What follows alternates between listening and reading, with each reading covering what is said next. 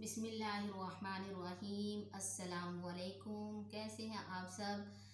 उम्मीद है कि आप सब अल्लाह ताला के फजल व करम से खुश व खुर्रम होंगे, आबाद होंगे, शाद होंगे। अल्लाह ताला आप सबको दोनों जहान में कामयाबियाँ नसीब फरमाए। रब्बि इश्रह ली सदरी व यस्सिर ली अमरी वहलुल उक़दतम मिन लिसानी यफ़क़हू क़ौली। नाजरीन, आज है जुमा और आप सबको मेरी तरफ से जुमा बहुत बहुत मुबारक हो। जुमा हमारे लिए, मुसलमानों के लिए ईद का दिन है। नबी पाक सल्लल्लाहु अलैहि वसल्लम ने बहुत ज़्यादा जुमा की फजीलत या वो बयान फरमाई कि जुमा वाले दिन इंसान को नहा धो के साफ़ सुथरे कपड़े पहन के नमाज के लिए जाना चाहिए, नमाज सुरमा लगाना चाहिए, खुशबू लगानी चाहिए, क्योंकि जुमा जो है वो मुसलमानों के लिए ईद का दिन है। तो जैसे हम ईद पे नए कपड़े पहनते हैं, तैयार होते हैं, फिर ईद की नमाज के लिए जाते हैं, तो जुमे का एहतमाम भी हमें ईद की नमाज की तरह ही करना चाहिए। और भी नबी पाक सल्लल्लाहु अलैहि वसल्लम का इरशाद है कि जुमा के दिन एक ऐसी घड़ी है कि जब भी इंसान कोई भी वो उस टाइम दुआ मांगे तो अल्लाह ताला उसकी दुआ को कबूल फरमाते हैं। और जुमा की और भी बहुत ज़्यादा फजीलतें हैं। नबी पाक सल्लल्लाहु अलैहि वसल्लम के ऊपर जुमा वाले दिन दरूद पाक पढ़ना चाहिए ज़्यादा से ज़्यादा, क्योंकि नबी पाक सल्लल्लाहु अलैहि वसल्लम ने खुद इरशाद फरमाया कि जुमा वाले दिन मेरे ऊपर कसरत से दरूद पढ़ा करो, क्योंकि जुमा वाले दिन मेरे ऊपर वो दरूद पाक आपका पढ़ा हुआ पेश किया जाता है। तो इसलिए हमें जो है वो जुम्मा वाले दिन ज़्यादा से ज़्यादा दरूद पाक पढ़ना चाहिए। दरूद पाक आप कौन सा पढ़ सकते हैं? दरूद पाक जो दरूद इब्राहिमी है नमाज के अंदर, वो भी पढ़ सकते हैं। और इसके अलावा जो हदीस से साबित है, नबी पाक सल्लल्लाहु अलैहि वसल्लम से साबित है, तो जैसे आप सल्लल्लाहु अलैहि वसल्लम पढ़ेंगे तो ये भी ठीक है, सल्लल्लाहु अला नबील करीम ये भी ठीक है। जो भी आप जो है वो दरूद पाक पढ़ें, आप जो हदीस से साबित है तो वो पढ़ें। शर्त ये है कि मतलब जुमा वाले दिन हमें नबी पाक सल्लल्लाहु अलैहि वसल्लम के ऊपर जो है वो दरूद पाक पढ़ना चाहिए, चाहे आपको जो भी जो है वो आसान लगे और जो है मुख्तसर सा हो लेकिन जामे हो, तो आप उसकी जो है वो ज़्यादा से ज़्यादा पढ़ें, जितना भी आपसे हो सकता है। क्योंकि नबी पाक सल्लल्लाहु अलैहि वसल्लम की ज़ात वो ज़ात है जिसने हमारे लिए इतनी कुर्बानियाँ दी, इतनी मेहनत की, इतनी मुशक्क़त उठाई सिर्फ़ अपनी उम्मत की खातिर, जिनको दुनिया में आए भी जो है वो उम्मत का गम था और जाते हुए भी मौत के वक़्त भी आप सल्लल्लाहु अलैहि वसल्लम को अपनी उम्मत का गम था। तो वो नबी पाक सल्लल्लाहु अलैहि वसल्लम हमारे लिए इतना कुछ करके गए हैं, तो हमारा इतना तो हक़ बनता है कि हम नबी पाक सल्लल्लाहु अलैहि वसल्लम के लिए, अल्लाह ताला की ज़ात के लिए कुछ फ़कत निकाले अपने वक़्त में से, क्योंकि अल्लाह ताला ने हमें ये 24 घंटे दिए हैं, पूरा दिन अल्लाह ताला ने जो है वो हमें दिया है, तो हमारा भी हक बनता है कि उस दिन का कुछ हिस्सा, वैसे तो हमें चाहिए कि हम ज़िंदगी का एक एक पल अल्लाह और अल्लाह के रसूल की ज़िंदगी के मुताबिक गुजारें, जो नबी पाक सल्लल्लाहु अलैहि वसल्लम ने हमें तरीका बताया है उसके मुताबिक गुजारें। वो हमारा उठना बैठना चलना फिरना नबी पाक सल्लल्लाहु अलैहि वसल्लम के तरीके के मुताबिक हो, क्योंकि आप सल्लल्लाहु अलैहि वसल्लम की सीरत, आपकी उसवे हसना, आपकी ज़िंदगी अगर देखी जाए तो ज़िंदगी का हर पहलू नबी पाक सल्लल्लाहु अलैहि वसल्लम की ज़िंदगी के अंदर मौजूद है। कोई दुख, कोई परेशानी, कोई तकलीफ़, कोई खुशी, कोई गम, कोई भी हमें ऐसी चीज़ें पहुंचती हैं तो हमें पहले नबी पाक सल्लल्लाहु अलैहि वसल्लम की ज़िंदगी को देखना चाहिए कि नबी पाक सल्लल्लाहु अलैहि वसल्लम के ऊपर ये तकलीफ़ आई, ये परेशानी आई, आपका रद्द अमल क्या था। ये हमें तभी मालूम होगा जब हम उनकी सीरत को पढ़ेंगे, हम कुरान को पढ़ेंगे, हम कुरान के तर्जमे को सीखेंगे, तो ये सारी बातें फिर हमें तभी मालूम होंगी। क्योंकि कुरान पाक में अल्लाह का इरशाद है, लक़द कान लकुम फ़ी रसूलिल्लाहि उस्वतुन हसना, कि नबी पाक सल्लल्लाहु अलैहि वसल्लम की ज़िंदगी जो है वो तुम्हारे लिए एक बेहतरीन नमूना है। तो नबी पाक सल्लल्लाहु अलैहि वसल्लम की ज़िंदगी के मुताबिक ज़िंदगी बसर करने के लिए हमें दीन की तरफ आना होगा, हमें दीन को सीखना होगा, हमें दीन के लिए वक़्त निकालना होगा। देखिए, दुनिया में कोई भी काम है, कोई भी हम दुनिया में मेहनत करते हैं, कोई भी काम है, पैसा कमाना है या कुछ और है, दुनिया के काम है, खाना पकाना है, इसके लिए हमें मेहनत करनी पड़ती है। तो इसी पैसा कमाने के लिए काम पे जाना पड़ता है, दिमाग लगाना पड़ता है। इसी तरह औरतें जो घर में काम करती हैं, आटा रोटी बनाने के लिए, खाने के लिए उनको पहले आटा गूंदना पड़ता है, फिर उसके पेड़े बनाने पड़ते हैं, फिर रोटी बनानी पड़ती है, फिर बना के फिर उसके बाद जो है फिर वो हमें खानी नसीब होती है। यानी हर चीज़ के लिए मुशक्क़त है। तो ये कैसे हम समझ लें कि दीन के लिए हमें मुशक्क़त बर्दाश्त ना करनी पड़े और दीन हमारे जो है वो हमारे अंदर आ जाए। तो दीन के लिए भी हमें अपने लिए वक़्त निकालना होगा, दीन के लिए वक़्त निकालना होगा, कुरान को सीखने के लिए। तो इतना तो हक हमारा हमारे ऊपर हमारे रब का बनता है कि हम कुछ वक़्त, अगर हम ज़्यादा, हम दुनिया में आज इतने मसरूफ़ हैं कि हमारे पास टाइम ही नहीं है अपनी आखिरत की ज़िंदगी सोचने के लिए। क्योंकि आखिरत की ज़िंदगी जो है वो हमेशा रहने वाली ज़िंदगी है, वो ना ख़त्म होने वाली है। ये ज़िंदगी फ़ानी है, एक ना एक दिन इसने ख़त्म हो जाना है, लेकिन आखिरत की ज़िंदगी हमेशा रहने वाली है, उसने हमेशा रहना है, वो कभी भी ख़त्म होने वाली नहीं है। उसकी नेमतें हमेशा रहने वाली हैं, उसकी तकलीफ़ें हमेशा रहने वाली हैं।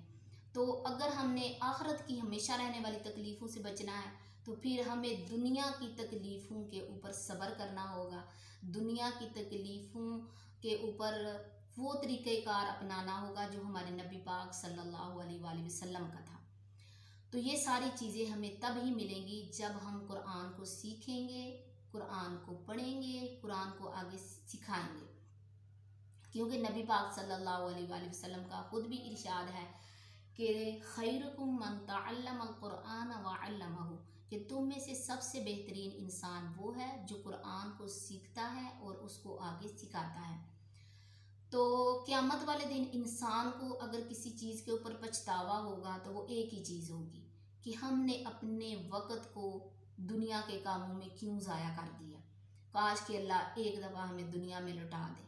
तो हम क्या करें, हम अल्लाह ताला को राज़ी करने की कोशिश करें। अल्लाह ताला, हम कभी भी सजदे से सर ना उठाएं, हम सदका खैरात करें एक दफ़ा में। लेकिन उस वक़्त क्या होगा, हसरातिन अलैहिम, कि काश का लफ्ज़ रह जाएगा, हसरत होगी कि इंसान सिर्फ सोच ही पाएगा, कर कुछ नहीं पाएगा। तो ये ज़िंदगी अल्लाह ताला ने हमें एक तोहफ़ा दिया है, अल्लाह ताला की एक अमानत है। इसको हमने अच्छे कामों में गुजार के, अल्लाह ताला और अल्लाह के नबी के बताए हुए तरीके के मुताबिक गुजार के हम अल्लाह को और अल्लाह के रसूल को राज़ी कर सकते हैं और आखिरत की हमेशा रहने वाली तकलीफ़ों से बच सकते हैं। नबी पाक सल्लल्लाहु अलैहि वसल्लम के सामने क़यामत के दिन शर्मिंदा होने से बच सकते हैं। तो नाज़रीन, मेरा ये इरादा है कि हम जो है वो कोशिश करते हैं कुरान को सीखने की और सिखाने की। तो मैं ये चाहती हूँ कि मैं कुरान को तर्जमे के साथ जो है वो शुरू करूँ और ख़ुद भी सीखूँ और आप लोगों को भी सिखाऊँ और आप जो है वो आगे दूसरों को सिखाएं।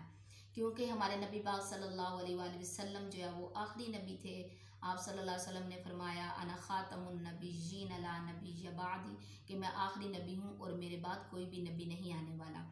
तो ये नबियों वाला काम जो है नबी पाक सल्लल्लाहु अलैहि वसल्लम अपनी उम्मत को सौंप के गए हैं।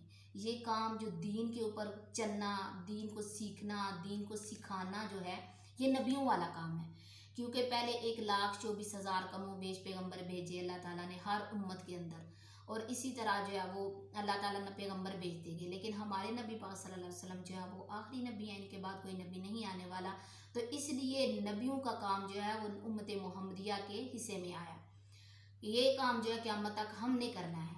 तो क्योंकि कुरान पाक में भी अल्लाह का इरशाद है, कुंतुम खैरा उम्मतिन उखरिजत लिन्नासी तअमुरूना बिल मारूफी व तनहौना अनिल मुनकर, कि तुम में से एक जमात ऐसी होगी क़यामत तक के लिए कि जो दुनिया में बुराई से रोकती रहेगी और अच्छाई का हुक्म देती रहेगी। तो इस आयत के अंदर हम तब भी शामिल हो सकते हैं जब हम खुद नेक काम करें, खुद कुरान को सीखें, कुरान को आगे सिखाएं, दीन के काम में मेहनत करें, दीन के काम में लोगों के लिए मेहनत करें। तो इस आयत के अंदर हम तब ही शामिल हो सकते हैं। तो हम कुरान का सिलसिला जो है वो शुरू करेंगे इंशाअल्लाह। कुरान को तजवीद के साथ सीखना, किरात के साथ सीखना, कुरान का तर्जुमा, नमाज का तर्जुमा, दुआओं का तर्जुमा और अपनी ज़िंदगी का तरीक़ेकार कोशिश करूँगी आपको सिखाने की और अल्लाह ताला मुझे भी सही मानों में सीखने की और आप सबको भी सही मानों में सीखने की और आगे फैलाने की तौफीक अता फरमाए। इतना हक तो हमारे रब का हमारे ऊपर बनता है कि हम कम अज़ कम थोड़ा सा टाइम अपने अल्लाह के लिए, वैसे तो हमें 24 घंटे अल्लाह की बताए हुए तरीके के मुताबिक चलना चाहिए, लेकिन इस गए गुजरे दौर में जहाँ नफसा नफसी का दौर है, हर एक को दुनिया की पड़ी हुई है, हम हर एक अपनी ज़िंदगी में मगन है कि हमें होश ही नहीं है और मौत कब आ जानी है। तो इसलिए कम अज़ कम अपने अपने लिए, अपनी आखिरत के लिए वक़्त निकालें और कुरान को सीखने की कोशिश करें, चाहे एक आयत ही क्यों ना हो। एक आयत ही रोज़ाना की अगर हम सीख लेंगे तो इंशाल्लाह हम तालिब इल्म बन जाएंगे। और तालिब इल्म जो होता है वो अल्लाह ताला के रास्ते में होता है, अगर उसको उस रास्ते में मौत आ जाती है तो वो शहीद होता है। और तालिब इल्म के लिए जो है वो मछलियाँ दरियाओं के अंदर दुआ मांगती हैं, फरिश्ते आसमानों के ऊपर अपने पर जो है वो फैलाए रखते हैं, उनके ऊपर अल्लाह की रहमत जो है उनको ढांप लेती है। तो दुनिया की हर चीज़ चरिंद परिंद जो है वो उस इंसान के लिए जो अल्लाह के रास्ते में होता है दीन को सीखने सिखाने के लिए, उसकी जो है वो दुआओं को कबूल फरमाते हैं। तो अगर आज से हम नियत कर लेंगे कि हमने कुरान को सीखना है जब तक मेरी ज़िंदगी है, तो अगर हम रोज़ाना की एक आयत भी सीख लेंगे, एक लफ्ज़ भी सीख लेंगे, तो हम तालिब इल्म में इंशाअल्लाह शुमार होंगे मौत के आने तक। तो आज से नियत करें, मैं भी और आप भी, इस बात की कि हमने कुरान को सीखना है और कुरान को आगे सिखाना है और नबी पाक सल्लल्लाहु अलैहि वसल्लम के काम को लेकर चलना है जब तक कि हमारी मौत ना आ जाए। तो इंशाल्लाह रोज़ाना जो है वो थोड़ा थोड़ा जो है वो सबक हुआ करेगा, कुरान पाक का तर्जमा, कुरान की किरात, कुरान की तजवीद, इन सारी चीज़ों के ऊपर तो कोशिश करूँगी। मुझे भी जो है वो बड़ा शौक़ था जब से पढ़ा कि इस कुरान को सिखाऊँ, आगे कुछ इस तरह का सिलसिला बन जाए, लेकिन बना नहीं। तो यूट्यूब एक बहुत ही अच्छा प्लेटफॉर्म है, इसमें हम अपनी जो है वो चीज़ें या वो ख्वाहिश जो पूरी नहीं हो सकी, इसके ऊपर हम कर सकते हैं घर बैठे।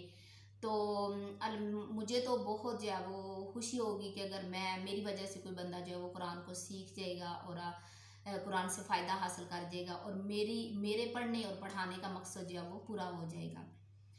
तो नाजरीन, आज बस मेरा इसी बात के ऊपर जो है वो बयान था, थोड़ा सा कि हम जो है वो कुरान को सीखेंगे और सिखाएंगे और इसमें आपके तावन की ज़रूरत है। आपके तावन की ज़रूरत है कि आप थोड़ा सा वक्त निकाल लें और मेरी वीडियो को देखें और कुछ सीखें और इसको आगे शेयर कर दें, या इसको जो सीखा है उसको दूसरों तक पहुंचाने की कोशिश करें। थोड़ी सी कोशिश से इंसान जो है वो अपनी आखिरत को संवार सकता है। तो अल्लाह ताला से दुआ है कि अल्लाह ताला मुझे सही तरह सिखाने की, आपको सही तरह सीखने और समझने की, और हम सबको, मुझे भी और आपको भी, जो कुछ सीखा उस पर अमल करने की तौफीक अता फरमाए। तो नाजरीन, अपना बहुत सारा ख्याल रखिएगा, अपनी दुआओं में याद रखिएगा। अल्लाह ताला आपको अपने हिफ्ज़-ओ मान में रखे। अल्लाह ताला आपको दोनों जहान की खुशियाँ और कामयाबियाँ नसीब फरमाए। अल्लाह ताला आप सब की तमाम परेशानी को दूर फरमाए। अपना बहुत सारा ख्याल रखिएगा और मिलते हैं नेक्स्ट वीडियो में। अल्लाह हाफिज़।